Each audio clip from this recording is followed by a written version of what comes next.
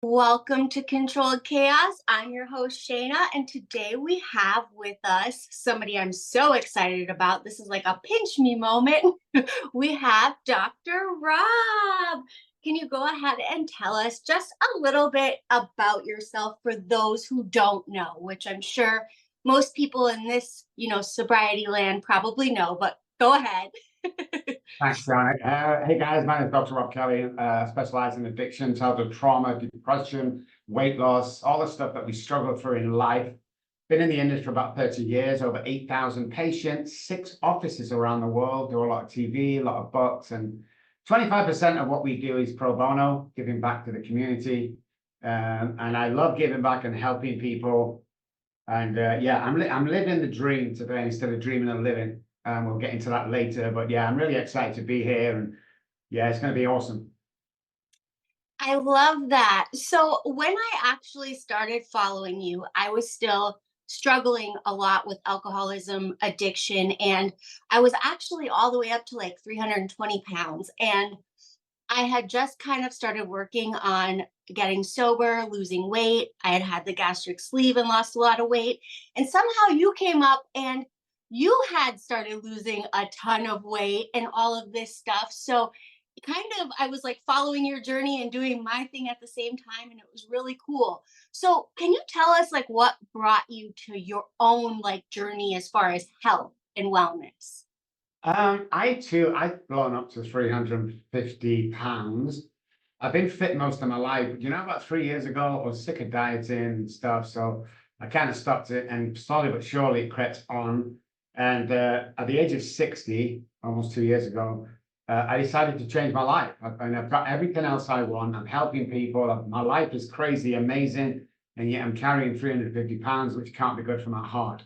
So I had the bypass done, and then I follow a healthy diet today, and I've lost about, I want to say 157 as of this morning, and I'm stable there right now. So I feel amazing.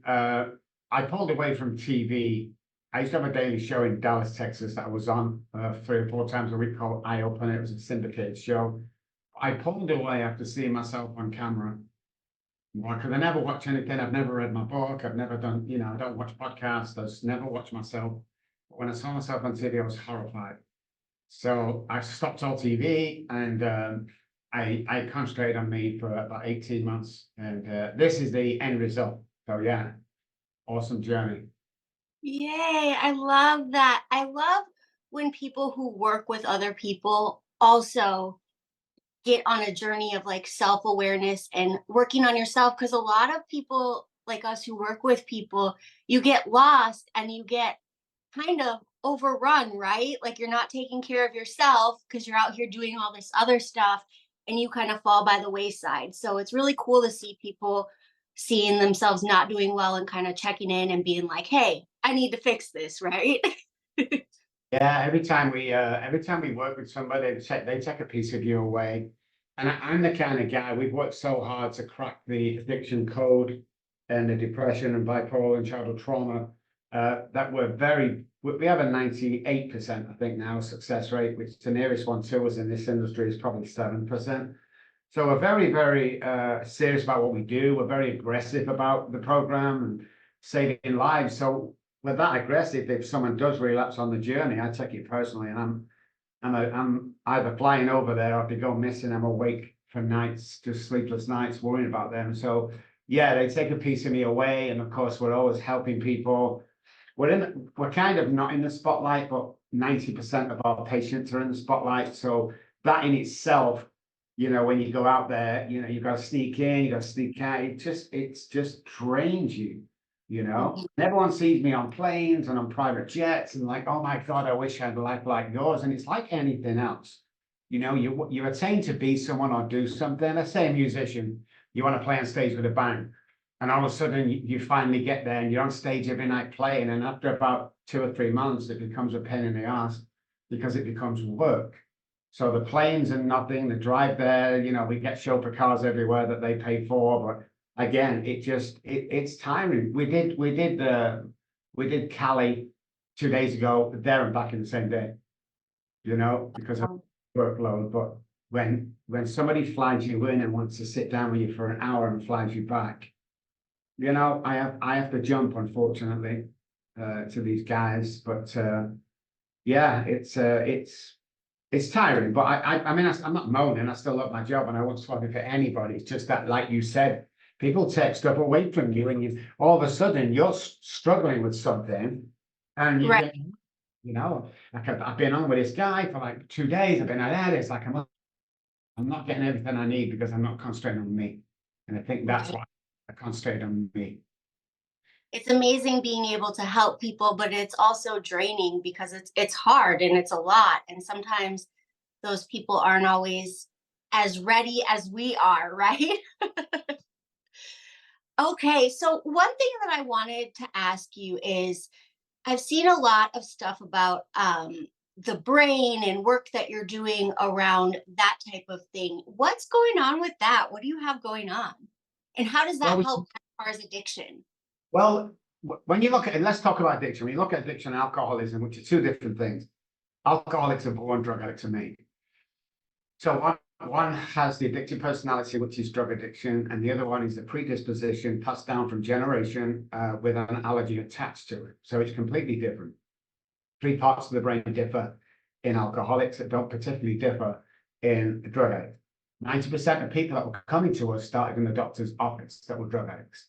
Okay, so we really wanted to find out from my loss and my homelessness, found out exactly what's going on here, and nobody had the answer. So about, I don't know how many years ago, we delved into the neuroscience behind this, because everything I touched as a young guy turned to gold. I was a big bodybuilder. I was also a fighter. I run my own business. I drove Porsche 911s. I lived in a big, and all of a sudden alcohol would knock me back every time. And I was bemused how my children got taken off me and I ended up homeless. So when I came back, I wanted to dive in. So I think we're the only company that's put so many hours in, or should I say so many hours into the research. This is what we found. And let's just say alcoholic, but I mean both. Alcohol has 1% to do with alcoholism, and the same with drug addiction. It's not the problem. The problem is my basal ganglia, hypothalamus, and amygdala are broke. And that's what happens with the alcoholic when they're born this way. If they are not fixed, I will die. I will repeat the same patterns of behavior. So we look at the brain, we look at the neural pathways that are self-sabotaging, we look at the three parts that differ. We go back to the gateway drug, which is childhood trauma, and we clear that up. Now, childhood trauma in a therapist's office, car crash, divorce, and stuff like that, anything less than nurturing as a child is child abuse, is what we found in the 30 years we've been studying. The new therapists around are probably jumping up and down now, going, no, no, stop it, will you already? Come back to me, you've got a 97% success rate, please, with 8,000 patients. So when you clear that up, you have the answer to the subconscious and the conscious brain. The subconscious brain wakes you up every morning, wants to kill you. That's the easiest way to put it. Just wants to kill you, okay? So we introduce breath work and mirror work and teeth work. And what happens is first thing in the morning, we do our breath work is we kill the subconscious, and the conscious brain's running the show. While this guy's running the show, it's impossible to relapse. While this guy's running the show, it's impossible to fail at anything you want to do. The mind is that powerful. So the subconscious brain gets put back here somewhere. But tomorrow morning, have a guess who wakes me up? It's this guy. So we found that 24 hours, different parts of the brain reset. It's not an AA thing. 24 hours at a time, just keep sober. That's bullshit. It's like, you know, it's not about the alcohol. Meetings will never keep you sober. It's great to meet other people, but there's serious work to be done pertaining to the mind and the brain. So we look at the mind. And this is what we found with the mind, with studying the test, the hospital tests we did and research and stuff like that. The mind sits inside the brain. The mind is power, energy. You can't touch it, feel it, or anything like that. But it sits inside the brain. Hence the saying, mind over matter. We can program the mind every morning to program the brain from beginning with our breath work that resets the conscious brain. When energy in ourselves connects with another energy that we can't see, feel, touch, or hear, and we reroute behaviors and neural pathways, your DNA changes.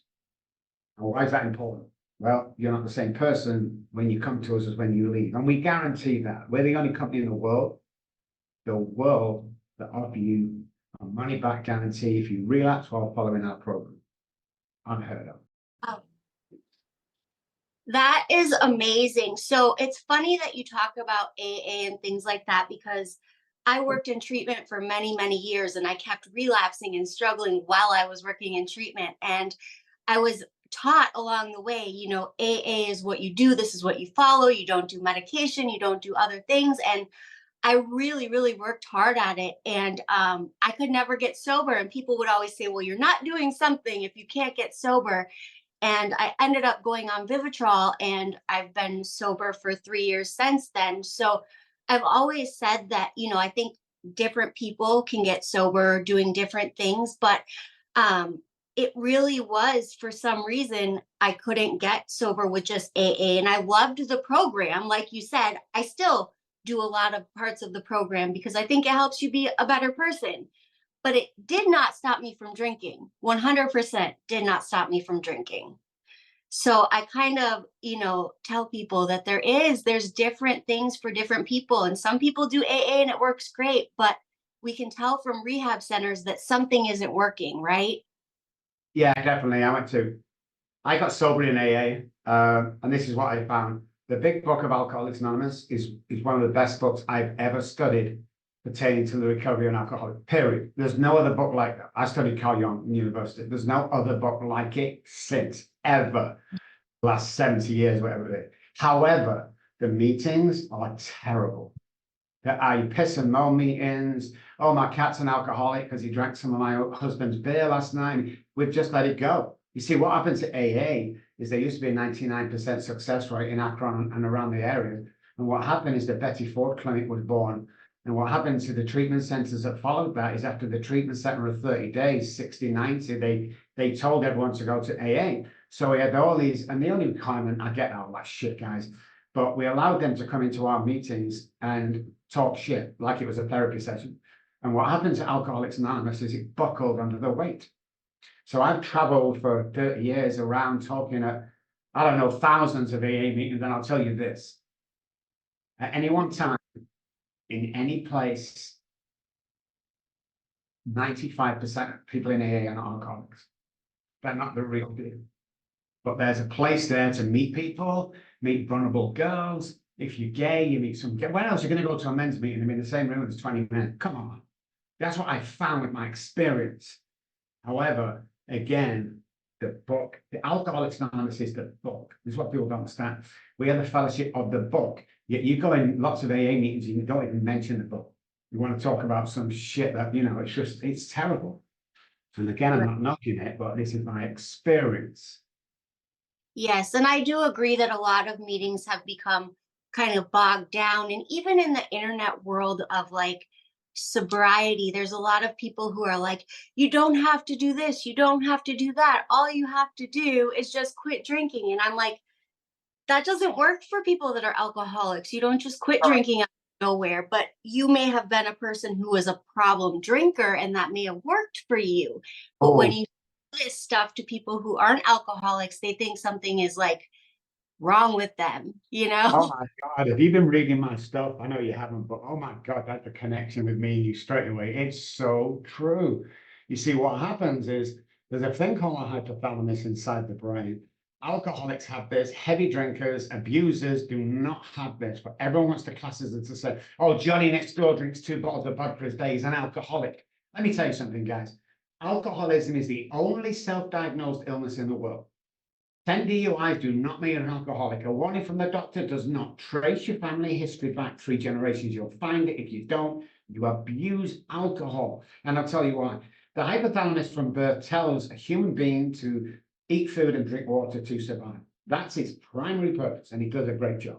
What happens with the alcoholic hypothalamus brain is, after a period of time, probably years, 10 years, 20 years, 30 years, the hypothalamus turns around and tells the alcoholic to drink alcohol. That's why we can go days or weeks without food or water.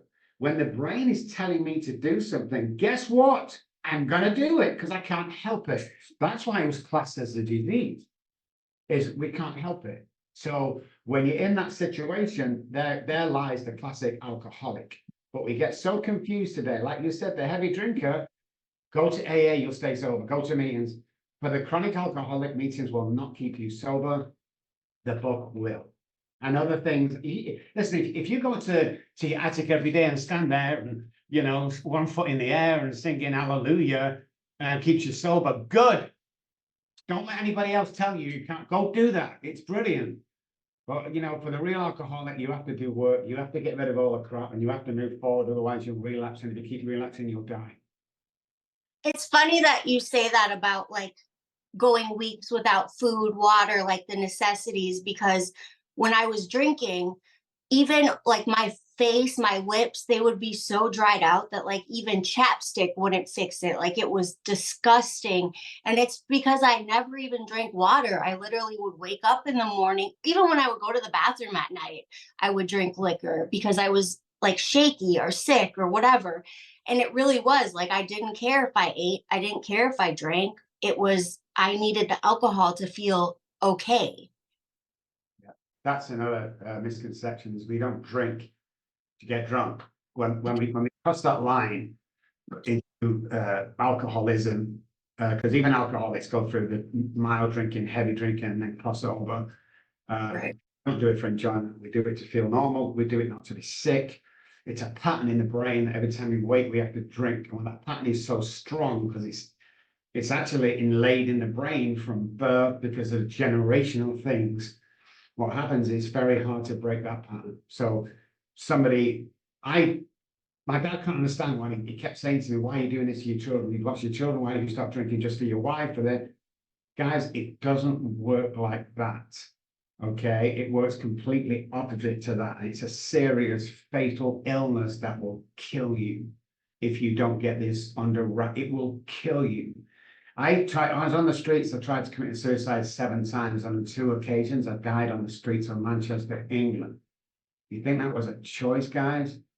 You think every time I look at a picture of my little girls and I haven't seen for 30 years, you think that was a fucking choice, guys? Not a choice. And I dislike these people that get on and go, yeah. Stop it. You know nothing about alcoholism. You think you might because you read a few buzzwords and you've been in treatment center 100 times, but you do not. If you understand what I'm saying, and obviously you do, but enough of this, oh, he's not ready. He's not ready because you didn't give him the right tools to be ready.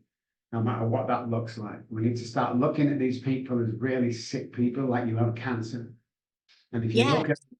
look at the points of illnesses that kill you, alcoholism is no different. You just can't see it. So if I have chicken pox, people go, oh, I can see your spots, you've got chicken pox. And I go, actually, the spots are the symptoms of my viral infection that can actually kill me as an adult. The alcohol is just a symptom to the chronic brain illness that I have that could kill me. It's the same thing. Okay, so one thing that you had mentioned earlier that really actually it struck me because it was something that I didn't know. You said there's a difference between alcoholics and addicts, and you explained it a little bit, but can you go a little more into depth about that? What is the difference? So alcoholics are born because of the predisposition we have to the ethanol in alcohol. Okay, I'm not allergic to alcohol per se. I'm allergic to the ethanol in alcohol. So what happens is when I'm born, it's already predetermined that I have that alcohol gene that's been passed down. It can skip a generation, 2 generations even. My brother and sister were fine. Once you're born with that, the first time you touch alcohol, it's a ticking time clock. Now you can stop in the early stages, but very few do because they keep it's fine. 90% of people that come to us with a staunch heroin addiction started in the doctor's office. So alcoholism has the allergy, okay? It has the predisposition, and the hypothalamus and the basal ganglia are default to self-sabotage. That is it. Addicts, they're made. They have the addictive personality. They take that first painkiller from the doctor, and then they can't get any more because it cuts them off. So they go to the street, and then it goes there, and it just gets crazy. So that's the difference. Now, both present the same. Don't get me wrong. Not one's better than the other. It's just the difference we see is that addictive personality, which once you get clean, I only hire recovered alcoholics and addicts because we are geniuses, guys. If you're listening to this and you just got sober, you'll know what I mean. We can put our mind to anything because we've been kind of letting our brain and mind run the show, and it's been devastation every time. You see, let's talk about the basal ganglia. It's the repetition part of the brain. So a pilot needs 10,000 hours in the air. So what happens is this keeps going round until he learns it. It's like driving a car. When we first get in a car, we start to drive it. It can be a little tiny car, but it feels like a bus. We've got to concentrate really hard when we take our first, second lesson or whatever. And then after a few months, when we pass our test, we can reverse down the driveway, waving to mom, calling the girlfriend, listening to music, and backing up at the same time. Why? But the basal ganglia has picked that up as a working part of the mind. Now imagine a clock face. Here's the alcoholic. 12 o'clock, they come off a bender. 10 after, guilt and shame, remorse and all that stuff. 20 after, the girlfriend or wife starts to talk to him. 1:30, they get the kids back and we're happy families again. 22, they buy that new car because they've just got that new job because we are geniuses. And at 10 till, we smash everything down on our head for not one reason. You cannot give me a reason. That's because around 10 to the hour, the basal ganglia falls and self-sabotages. And you'll find that when you're going for that job, that car, that house, that girl, just before you get it. Hence why alcoholics are great starters, terrible finishers. So this, let's say, if I worked at a factory, you know, this would be the boss. Oh my God, Rob, it's only 8 o'clock. You don't start till 9. Yeah, but it's okay. Oh my God, Rob, it's 5 o'clock. You're supposed to be finished at 4. Yeah, give it a few weeks. 9:30, 10 o'clock. Where the hell is Rob? You know, because we never finish anything. That's because we self-sabotage at 10 to the hour. I love that. So, why is it that most people who have alcohol problems also have addiction problems if they're usually caused or start from different places? You'll find out that if the guy's primary disease is alcoholism, you'll find out people go, well, I'm not a drug addict. You know, I mean, I can take drugs. I can take morphine. Doesn't bother me at all. But you sign that crossover because it's something to get out of our head.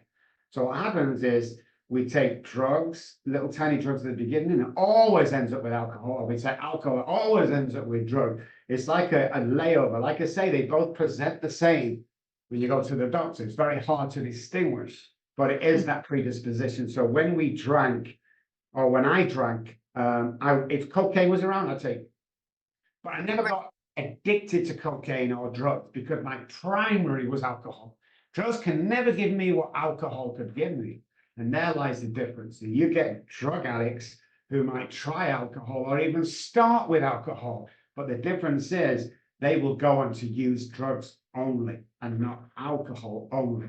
And there lies the difference, the predisposition to the allergy. Alcoholism has the allergy. No other illness in the world has the allergy to alcohol. So when this goes crazy. Drink. You know the score. Drink. And the only thing that's going to stop that is serious help or a drink of alcohol. When we take that sip of alcohol, bang, everything's good for 20 minutes, and then we go into blackout. It's just horrendous. Yeah, and as we were talking about like problem drinkers or alcoholics, it's funny because I would talk to these ladies and they would be like, I wasn't sure forever if I was, drinking too much, and sometimes things would happen and I would think about it and I'm like, I knew from the time I was super young that I drank different than other people. Like in middle school, in high school, like I would see other people drink and it was fun, right? But it wasn't the end of the world. I was like waiting to drink for like till the weekend for something to come. And I would be drinking when other people weren't, or drinking all night when people had quit, or drinking in the morning. It's that's the thing, yeah. That waiting for 5 o'clock so you can get home. And then eventually no job, so I'm drinking at 8 o'clock, 6 o'clock, 5 o'clock in the morning. Yeah, but that thing of waiting, that's what see, I know people that drank more than me, but they weren't alcoholics, and this freaks people out. I know a guy next door, I drank a bottle, maybe 2 bottles a day, the big bottles. He drank 3 every day. You see him at the liquor store buying 3 handled bottles, and he finished that off in one day. He wasn't an alcoholic. You see, he didn't have the predisposition and the family illness passed down from generation to generation. What he did is because his dad was, abusing alcohol through the marriage, he picked it up as learned behavior and a measurement. So now he was drinking, now he drinks 3 bottles, but it doesn't make him an alcoholic. What makes him an alcoholic is that thought pattern you just talked about, that obsession we have with alcohol, that nothing else will matter. So I was trying to find a therapist when I first came to America. With the knowledge that I had, I needed a therapist that was an alcoholic or staunch heroin or something addict that would understand my thinking. So the first therapist I went to see, she had diplomas on the wall, and I said, "Are you an alcoholic, all right?" She says, "No." And I said, "You can't help me." And she said, "No. I've been to college for like 8 years. I mean, I know everything there is to know." I said this, if you had a bottle of vodka behind you and I was asking for it, what do you think I'd do? And she said, "Well, you still start arguing with me." I said, "I would take a knife out and repeatedly stab you in the face until I got that bottle of vodka." Well, she freaked out, Shana. She freaked out. I did a couple of, they all freaked out, called the police. Oh, it was horrible. I went into this girl, she must have been about 70 years old, with long, matted hair, and she was wise. And I told the same story to her. "I'll stab you in the face completely if you won't give me that bottle of vodka." And her reply was, "I'll stab you first in the face to make sure that I drank it first." There's my girl. There's my therapist. And until you realize that, you don't know what we go through. You don't know how much torture in the brain and the mind we go through on a daily basis. It's when people call me up, they go, "Dr. Robb, I feel like drinking." You know, my answer is, Shana, go drink. What do you want me to do? I can't. What? Go drink. Get it over with. If you die, you die.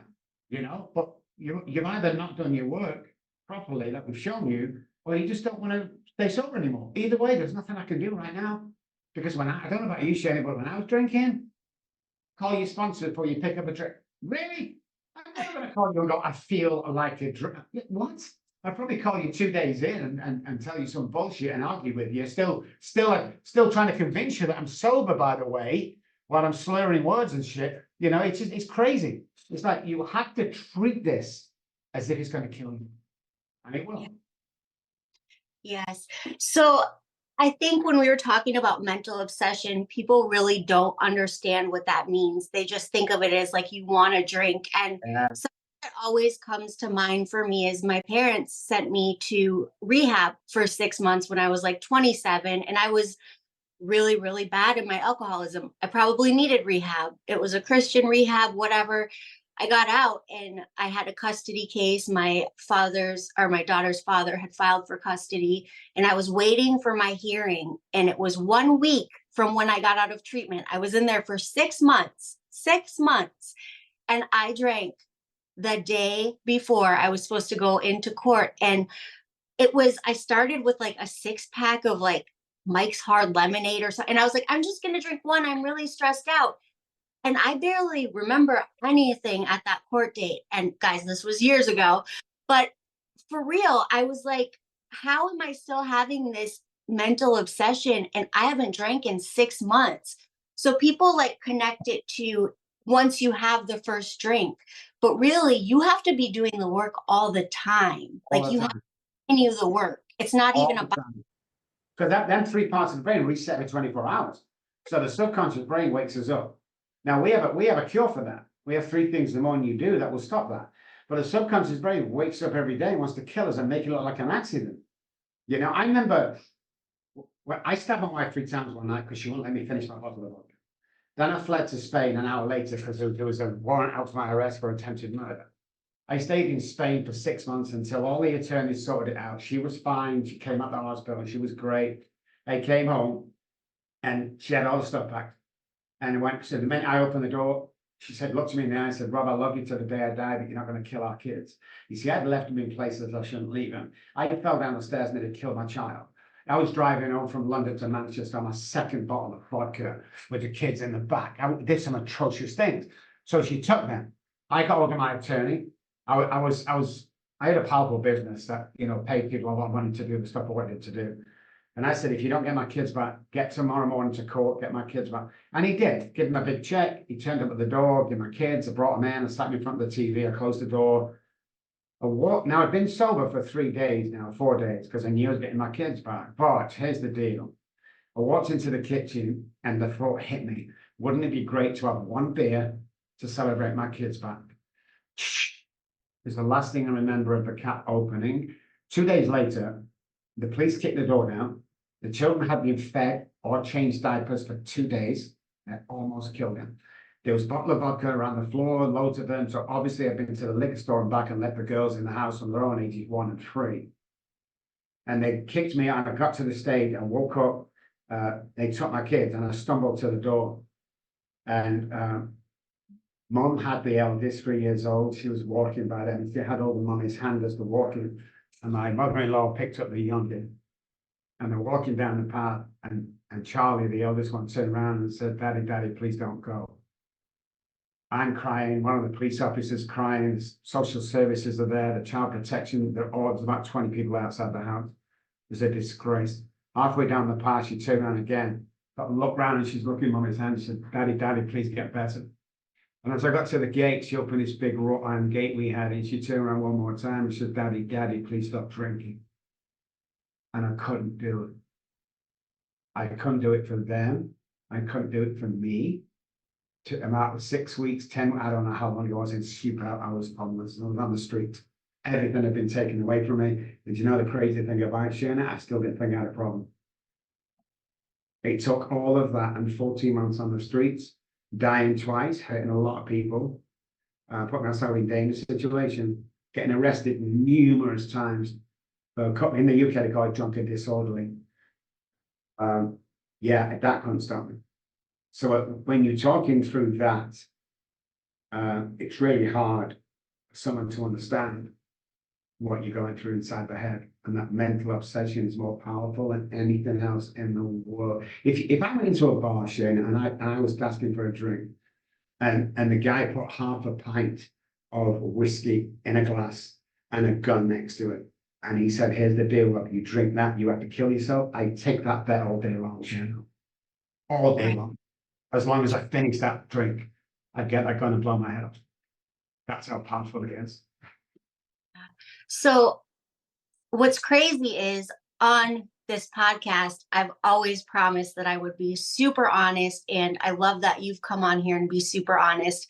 I once told a story about something that happened with me and one of my children years ago on here. And somebody actually called CPS on me. Now my daughter's over 18, so it wasn't, there's nothing that could be done about it, but it really just called to my attention how much people don't understand what people go through, and the fact that nobody's like bragging about the things that have happened, or nobody's excited about these things. The reason that we talk about them and bring them up, even though it's hella embarrassing half of the time that you've done this stuff, is so that people who are out there doing this know that there's help and that they're not alone. Because just because people aren't necessarily talking about it doesn't mean it's not happening.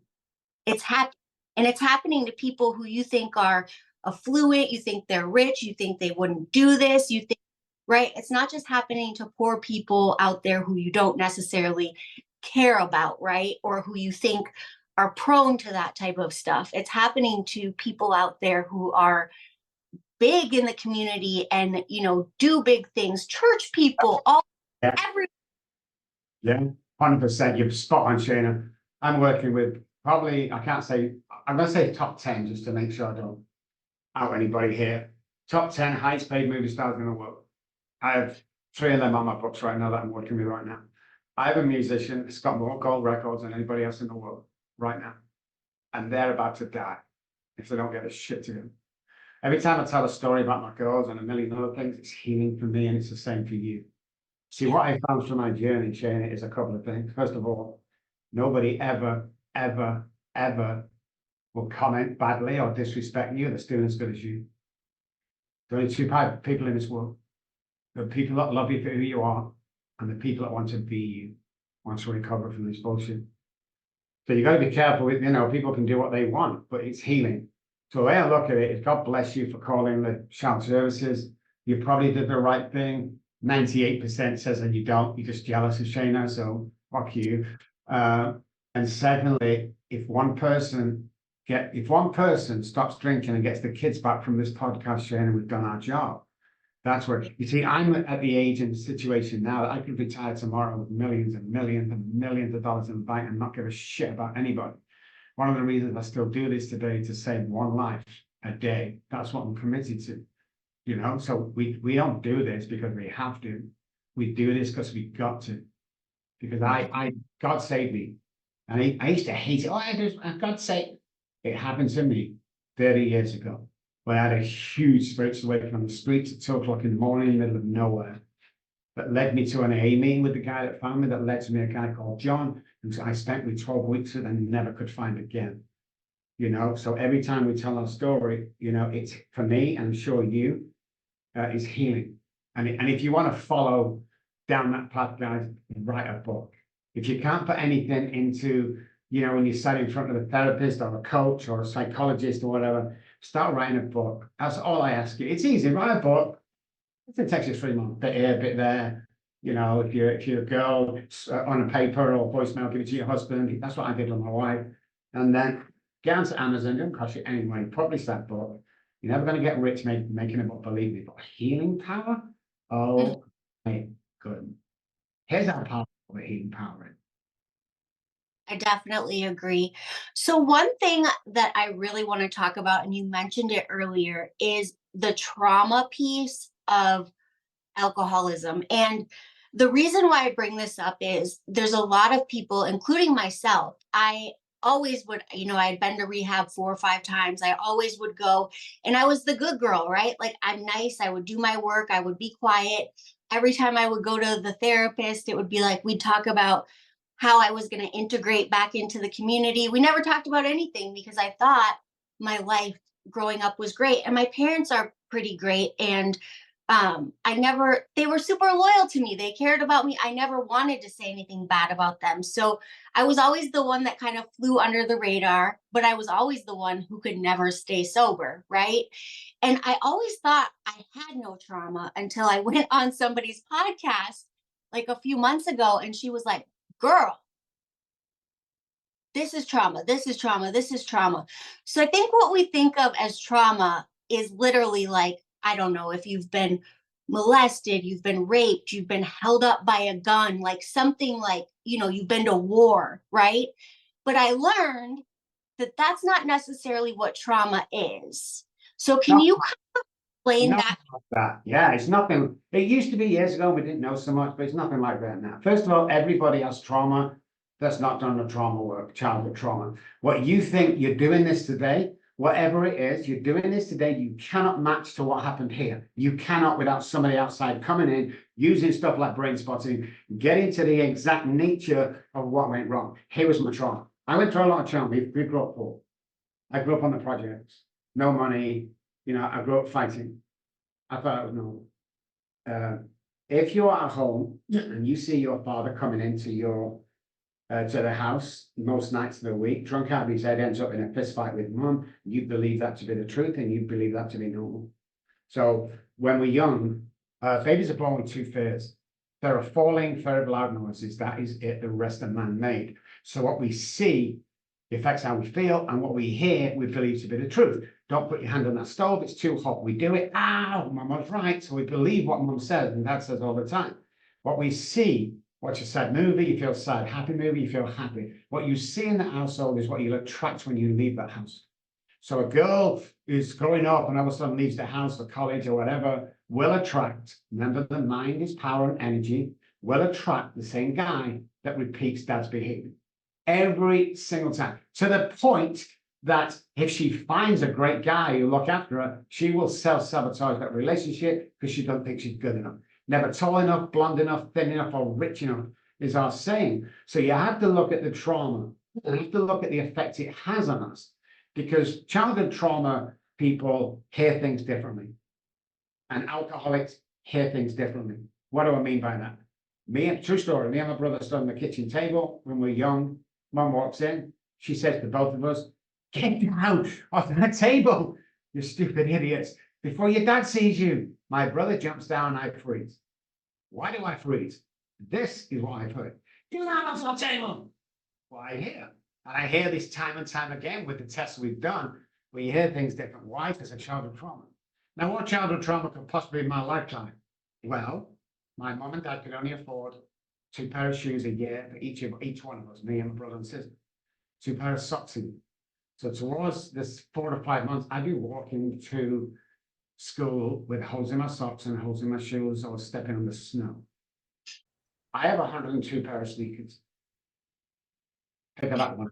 Okay, there's the correlation. As stupid as it may seem, there's the correlation. If there's a light thread in my socks, might be 2 days old, I throw them away. And there's all sorts of crazy. It's called learned behavior and enmeshment. Mom can pass depression down to us. Okay, and we go through life with the child. Now, no one's to blame here.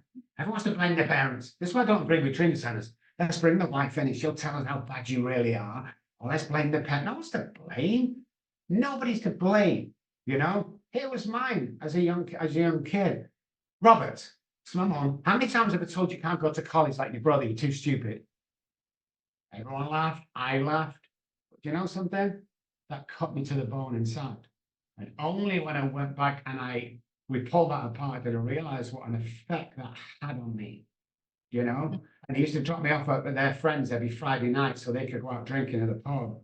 And as soon as the car was out the driveway, the man would tell us to take our clothes off and run around the house, and we're going to call it the naked runner game. And that's what we did. And he would tickle us, and his wife would tickle us naked, and molest us. I had molestation. I thought it was a game. That's the stuff I'm talking about, because that will, W-I-L-L in all capitals, screaming at you, affect your sexual relationships and intimate relationships as you grow older, unless it's gone back, uncover, discover, and discard what that trauma is all about. Then you can live free. And then the fear goes. Fear's not real. The fear, but it's not real. I said, it's not real, because you get, let's say I'm speaking, if you feel fearful, I'm scared of speaking, you step on the podium, gone. No fear. This is the inability to control the future. You don't have to control the future. Don't worry about the future. That's anxiety for me. Worry about the past. That's depression for me. Get out and do what you're supposed to go. Get the oxygen, the 4 chemicals in the brain. Do the 3 things every morning. The compliment 3 people during the day. Succeed. Take chances. Be happy. Smile at people, because you never know what we've been chosen to do this, Shana. And I don't care what anybody says. We've been chosen. For me, it was God. He pulled me off them streets, and I have a mission that's to help as many people as that. Now, on the way, he's blessed me with money. He's blessed me with the best wife in the world, big houses, stupid cars that cost stupid amounts of money. I have fun. I'm laughing. The end of the day is, if he took all that shit away from me tomorrow and left me, my 2 English bulldogs, my cat and my wife in a tent in a field that we don't own, I'll be just as happy then as I am today. It's not about the money. Yeah, I can walk away everything I have now. Because when I get to heaven, what I call heaven, and the big gates are open, and let's say St. Peter comes up and leads me in, and I'm standing in front of God, he's not going to ask me? He's not going to ask me how much my car was. He's not going to ask me how many square feet my house was. Do you know what he's going to ask me? How many fucking people did you help, Rob? How many people did you help? And that's what people don't get about me. The stuff over here that nobody sees that I do. Oh, look at that flashy. He's always on planes. He said, that's not me. That's the stuff I do for a living. My personal life, you'll be aghast of what I do over here in my spare time. I'm aghast living till midnight out, doing what I do for other people. You'll be aghast. But that's my main deal now, is to understand the disease, understand what childhood trauma is, help other people that then go on to help other people and change the world. Because if you're not changing the world, what the fuck are you doing, guys? What are you doing? Go drink. Go use, man. Stop being selfish. It's not about us. This isn't. So while we've been having this conversation over the last 40, 45, 49 minutes, 22 people have died with this disease. And I tell people this all the time when I'm on sessions with me. We're waiting for you to get to shit together, Belly. And 12 people just died, or you're messing around trying to get sober. It's not about you. It's not about me. It's not about you, Shana. It's about getting our stuff together, clearing it up, giving it all to him, and go out and enjoy life and help people. That's what it's all about. Agreed. So for those people who don't have a Dr. Rob out there, if they wanted to get sober today, what would you tell them to do? First thing I tell people to do is start a dialogue with somebody, parents, brother, sister, best friend. Be honest with them, sit down and go, hey, I'm drinking too much. By the way, if you ever have to ask somebody if you're drinking too much, you're probably alcoholic. So sit down and explain to them what you're going through. And then seek professional help. But just be careful who you seek. If a treatment center is taking little Johnny in for his third time after relapsing 3 times and still charging him money to go in there, shame on you. Shame on you. There's a solution to it. Start it. Message our guys, call the helpline. We're never going to charge you for anything pertaining to wives or husbands or, need help, or moms that don't know what to do. The stuff, just call. We'll put you onto somebody. We're never going to give you work. We don't ask for work. We have enough work. Thank you. We just want to help. So that's the first thing I would definitely do. If you like AA, get your ass over there, meet with a few people. If you like church, get over there, find some kind of higher power in your life, because unfortunately, guys, there is a mind power that connects with another power. That's simple as that. I don't know any true alcoholics or addicts that are atheists. I just don't. So there is something there. We've proven a lot of things in our lifetime through our constant study and research. And one of them is, it's a God deal. It really is. Whatever you call God, Uncle Jimmy, the universe, the power of, what, if somebody's bigger than you with an energy, then your energy can connect. That's how the human being survives. So there's no cure for alcoholism, just like there's no cure for food poisoning or the common cold. But what you can get is maybe a few steps to make sure that you don't get alcoholism again and you don't get food poisoning again. So we have a daily reprieve.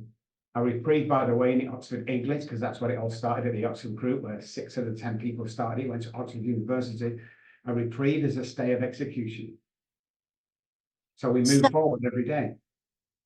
so you started a nonprofit, or starting a nonprofit, right? Can you tell us about that? The website is therobbkellyfoundation.org, therobbkellyfoundation.org. We opened it about 6 weeks ago. We have about $10 now that somebody donated. And I'm asked again how many people we've helped and how many of them people don't donate to it, but it's fine. So we're asking everybody that hears me to donate $1. And if you can't donate $1, bless you for thinking of us and stuff like that. And if we can be of help you in the future where you need help, hopefully the foundation will help you. But if you can, give me $1. And here's what's going to happen to that $1. You donate it to us, and we get 20 people that's donated, let's say $5,000 between all of you. When your $1 is spent, because nothing is taken out from our staff, we all do this free of charge. Let's say your $1 goes towards a guy who's going to court to try and get his kids back once a week, and he's messed his life up. We'll pay for his suit. We'll pay for his 3 months rent. We'll pay for his legal fees. So your $1 might go into buying him a suit to turn up in court looking hot, decent. He will email you and thank you for your $1 and tell you exactly where it went. I bought this suit with your $1. It contributed to this suit. Thank you so much. I'll run my kids back for 1 day a week. Bless you. So it doesn't just go into an organization that you never see and never know where it's going, where the CEO is taking 90% of them donations. We don't work like that. We don't have anybody working on the foundation. It just, money comes in, money goes out. That's amazing. And you said the website was called what? The robbkellyfoundation.org, because we are a 503 nonprofit. So you can claim it on your tax, guys. Just donate if you can. And then let's all help somebody else, guys. I love that. So is there anything that you want to leave our listeners with today? Is there anything that make sure Yeah, people know? definitely. So look, guys, here's the deal. I told you I didn't sell anything and I mean it. Here's my book, Daddy, Daddy, Please Stop Drinking. Remember, that's the last thing my daughter said to me. I was wasted in that photograph when they took them off me. 4 years ago, she got in contact with me. I went over, she helped, she handed me my 3-month-old granddaughter. She's now my lead therapist in my Manchester office. 4 weeks ago, my youngest child, Abigail, got in contact with me. She's coming to see me next month. This is the book. I don't know how much it is on whatever, I don't care. Email me, message me, come find me. If you want to read this book, I'll send it you free of charge. I'll sign it. I'll pay for the postage and everything. So you'll get this book free of charge, my signature on it. And read it. And then all I ask you to do is pass it on to somebody else when you finish reading it. And the second thing I want to add, which is really important for me, again, I know how people view me because how can you not be viewed with the TV and the notoriety I have and all that? And some people might get the wrong idea of me because sometimes I'm very aggressive and can seem to live this life that just forgot about everybody. Listen very carefully, guys. If you're at home, me and Shana had said it, if you're at home and you're in that place where you've got nobody to turn, you're dying of untreated alcoholism or addiction, you're about to think about suicide, all that stuff that we find ourselves in, 214-600-0210 is my personal cell phone number. Now send me a text, and here's what's going to happen. It doesn't go to my secretary, assistant, desk, anything else that goes to me. I'm going to text you back, and I'm going to arrange a 15-minute pep talk that will change your life. And if it doesn't, I'm going to send you $100 for wasting your time, because we're in this together, guys. Okay, we're in this together. And if I can't help another human being go through what I went through and pep talk him into a better life, then what kind of guy? I might as well go drink. I love it. I love it. Okay, one last thing, and we got to make this the funny, happy part. I got to see the outfit. So can you stand up and give us the outfit? The You always outfit's not have very good today. It's just kind of ordinary. It's just kind of normal because I'm going to the tea shop next door, so it's a pretty tea shop. But yeah, as you know, it's usually crazy. Yes, I do like the shirt. I do like the shirt. Well, I thank you so much for coming on, and it's been an amazing chat. I've learned so much from you today. I could talk to you forever. So thank you so much. Oh, it's a pleasure, Shane. And I've got to tell you, thank you for what you do. And I want to do this on the podcast. Thank you for what you do because you're absolutely amazing. Courtney is my media director. She goes out and she looks for podcasts that are changing the world. Now, whether they have one person viewing or a million, we've been either end of everything. When she found you, I looked at what you were doing and thank you. I know these podcasts can be lonely at times. They are for me. I look at the screen. Everybody knows who I am, but there's 3 people are watching. You know, it can get lonely. It can get lonely in life when we're trying to lead people out. But thank you for what you do. You're amazing. You're a great interviewer. You are beautiful. Absolutely. Congrats on the weight loss and everything. Say hi to the hubby. Guys, thank you both. Thank you, hubby, for looking after the dogs. And thank you, Shana, for interviewing me. I appreciate you.